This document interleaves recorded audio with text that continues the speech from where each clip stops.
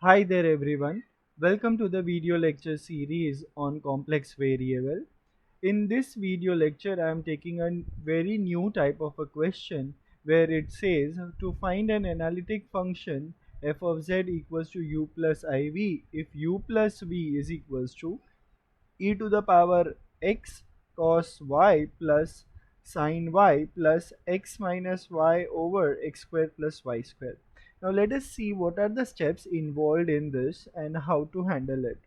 So here the first thing we will have is we write here let f of z is equals to u plus iv. Okay, that is the first thing, and we label this equation as 1. Then in this equation again, what we do, we multiply this equation by I. Okay, so I times f of z is nothing but I times u, and when you have I into I, okay, I'll just write here that when we have I into I, it is I square, which is minus 1. So we will get here is minus of v. Okay, so this is again a step which will be there. Okay. Now we add them. What do we get? On addition we see, okay, we add, I'll just write here it is 1 plus 2. On adding we see that it is 1 plus I f of z, which is equal to, now see, when we add, what is going to happen is real part is going to be added along with the real part, and the imaginary part will be added with the imaginary part. So we will add u along with minus v. Okay, u minus v, and the imaginary part will be I times u plus v. Okay, now we see that what is given to us in the question is u plus v. It is this portion is given to us. So what we do a relabeling step. Okay, so now comes a new step. So this is the first three steps that you see here, they are fixed. Okay, so this is fixed steps, and so now what we do is we let u minus v equal to capital U, okay, and u plus v equal to capital V. Okay, that is what we do. So therefore what we have is 1 plus I f of z is equal to capital U plus I times capital V. Now the same steps that we had done, they will follow here. The one we had done for using Milne-Thomson method, the Milne-Thomson method in our previous videos, for real part as well as for the imaginary part, they will follow. Over here, what we are given is u plus v, and u plus v is playing the role of capital V over here, and capital V is nothing but the imaginary part. So we will follow the same steps that we had done for imaginary part. So now what we do is we take the derivative. So it is 1 plus I f dash of z is going to be capital U suffix x plus I times capital V suffix x. Okay, here we are already in a, we are assuming that f of z is analytic and all those primary conditions are satisfied. So here we get this. So therefore 1 plus I f dash of z is now going to be capital V y plus I times capital V x. Okay, now we go for finding the derivative for capital V. Here u plus v is capital V. Now we mention what it is given in the question. Okay, so now what does the thing come about is that we go for finding the derivative. So first we find capital Vy. Okay, so capital Vy is going to be we have to do derivative with respect to y. So e raised to x is constant. Derivative of cos y is minus of sin y, and for sin y the derivative is cos y. For the next term we will apply the u by v rule, the division rule. It will be, so we will have x square plus y square the whole square in the denominator, and then we will have x square plus y square in the numerator multiplied by the derivative of u with respect to y, the numerator with respect to y. So here the answer will be minus 1. Okay, and then there is a minus sign by the formula itself, and we have x minus y times the derivative of the denominator x square plus y square with respect to y. So the answer is 2y. Okay, that is what is the answer. Now you may simplify this, you may not simplify, it is absolutely fine, because again the Milne-Thomson method will help us to collapse this thing entirely. Now therefore uh, we go for, so, finding for x. Okay, v suffix x. So here the partial derivative is going to be cos y plus sin y multiplied by e to the power x, and again in the denominator you will have x square plus y square the whole square. Okay, and in the numerator it will be x square plus y square. Okay, and here it will be 1. Then there is minus of x minus y times 2x. Okay, this is what we get. Now, having got these, what we do is we are going to use Milne-Thomson method, right? So we need over here a similar notation will be used. For v we had used psi, so that is the same notation we will be using here. So let me label them. This vy will be labeled as psi of x. So I'll label here it as psi 1 of x comma y, and this will be labeled as psi 2 of x comma y. Now let us go ahead in the procedure. So what we have is, we write here, therefore 1 plus I f dash of z is equal to, vy is become psi 1. Okay, so it is psi 1 of x comma y plus I times psi 2 of x comma y. So we put, okay, or we can write here, by Milne-Thomson method or Milne-Thomson method, we put x equal to z and y equal to 0. Therefore we have 1 plus I f dash of z equal to psi 1 z comma 0 plus I times psi 2 z comma 0. Okay, now let us see how to handle this part, because this is the place where simplification begins and things start collapsing. So let us see how to go about this.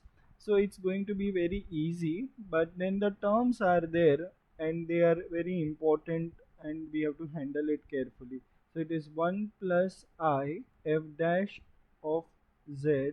Now the moment in psi 1 we put x equals to z, so we get e to the power z.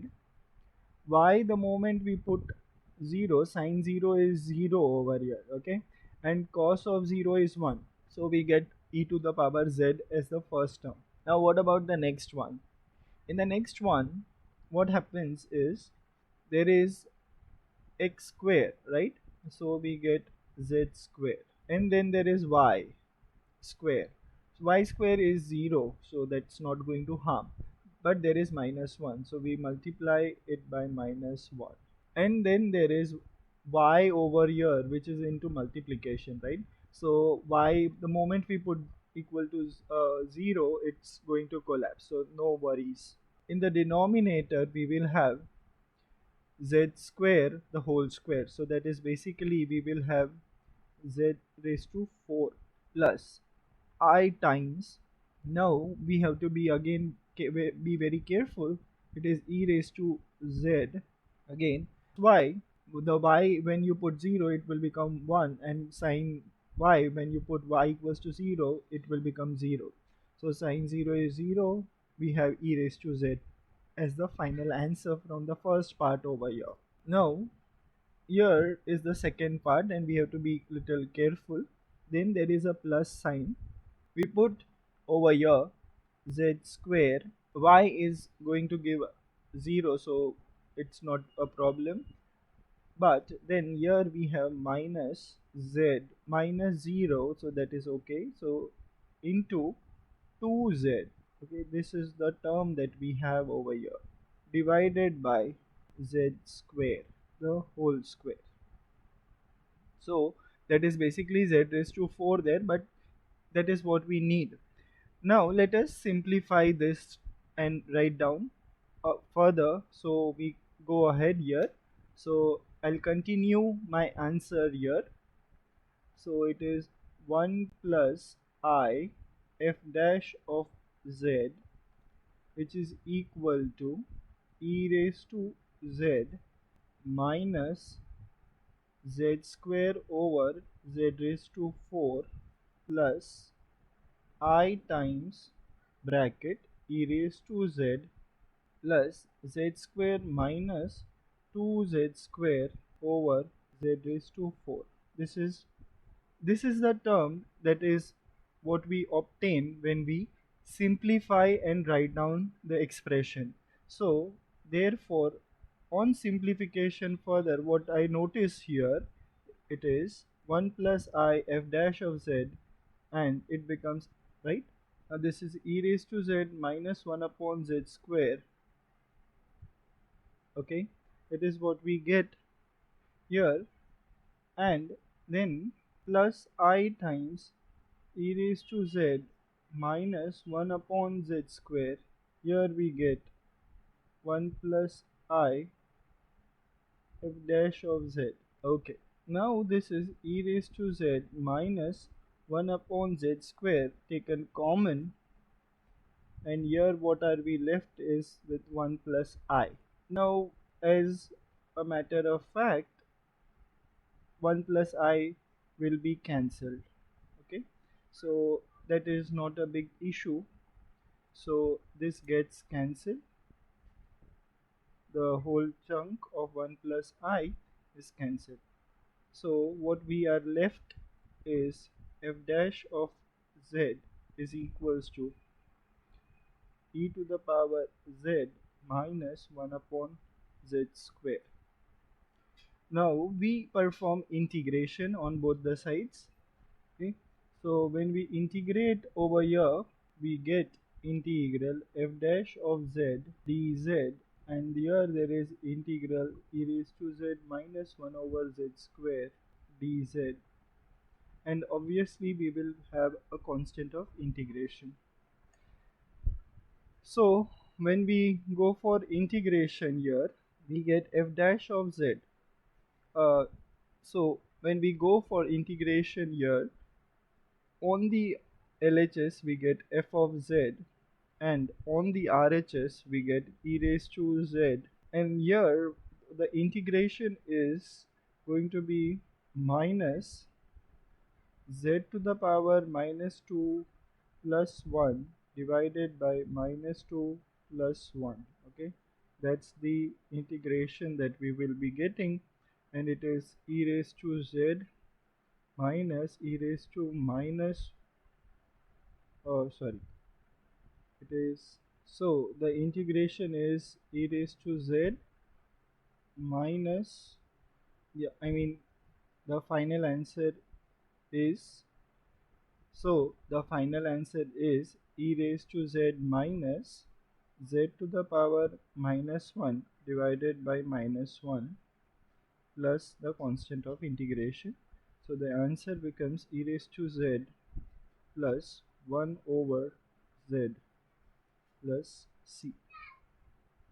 This is the answer for the question.